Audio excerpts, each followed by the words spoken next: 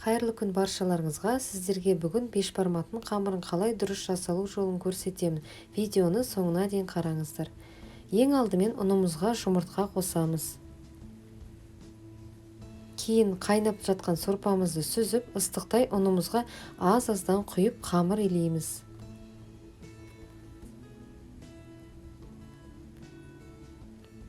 Илеп болған соң 10 минутқа иіғанғанша қойып қоямыз.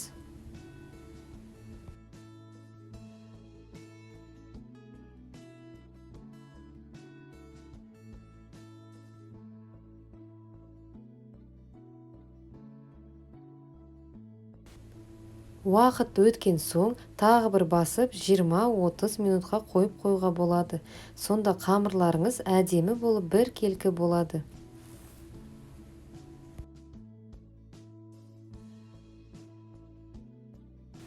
Қамырымыз дайын. Енді осыны қолды күшке салмай ақырын жая бастаймыз.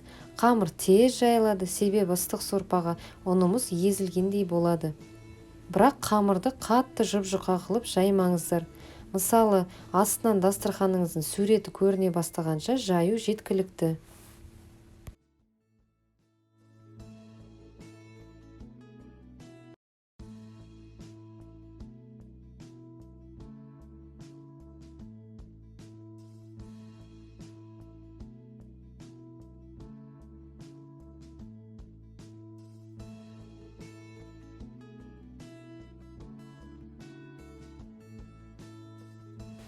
Енді осылай оқтауға орап алып, үстінен кесеміз. Әрине, ол өз қалауларыңыз. Қамырды жайған соң, егер кастрөліңіз үлкен болған жағдайда, кеспей-ақ салуға болады.